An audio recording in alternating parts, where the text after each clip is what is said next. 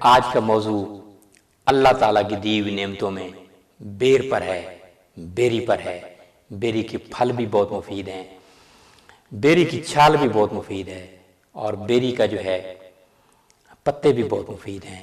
قرآن مجید میں بہت ساری آیات میں، بہت ساری سورہ میں بیر کا ذکر ہے، جیسے سورہ سبا، سورہ واقعہ اور سورہ النجم میں قرآن مجید میں ذکر موجود ہے۔ حضرت محمد مصطفیٰ صلی اللہ علیہ وسلم نے بیر کا ذکر فرمایا۔ یہ ایک لذیذ پھل ہے جو بہت سارے امراض کے علاج میں بھی بہت ہی مفید ہے۔ جیسے حضرت عبداللہ بن عباس رضی اللہ عنہ سے روایت ہے کہ ایک آدمی اونٹنی سے گر کر مر گیا، تو آپ صلی اللہ علیہ وسلم نے فرمایا کہ اس کو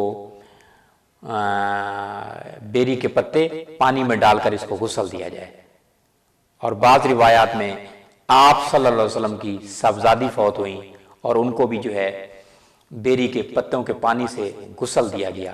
لیکن ہمارے ملک پاکستان میں اس کی مقبولیت بہت کم ہو رہی ہے، جبکہ چین میں اس کی مقبولیت بہت زیادہ بڑھ رہی ہے۔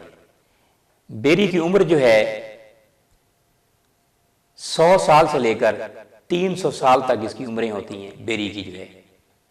اور اللہ نے قرآن مجید میں فرمایا ہے کہ جنت میں بیر کے 72 ذائقے ہوں گے اور 72 قسم کے رنگ ہوں گے بیر کے، اور بغیر کانٹے کے یہ پھل ہوگا۔ یہاں تو کانٹے ہیں، وہاں کانٹے نہیں ہوں گے بیر کے۔ سبحان اللہ، سبحان اللہ، سبحان اللہ۔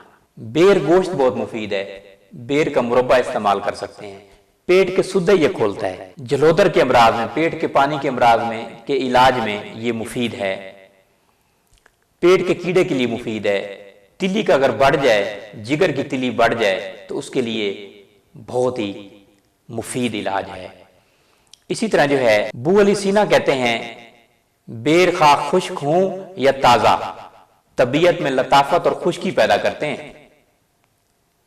کھانے سے پہلے اگر کھائے جائیں تو پیاس کو بجھاتے ہیں، بھوک کو بڑھاتے ہیں، آنتوں کی تقویت کے لیے مفید ہے۔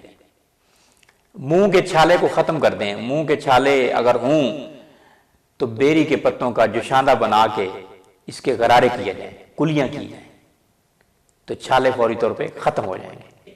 اگر کسی کے بال گر رہے ہوں تو بیری کے پتوں کا اور نیم کے پتوں کا لیپ بنا لیا جائے اور سر میں لگایا جائے، جہاں بال نہ اگ رہے ہوں تو بال اگنا شروع ہو جائیں گے انشاءاللہ۔ معدہ کی تقویت کے لیے مفید ہیں، اسہال کو ختم کرتے ہیں۔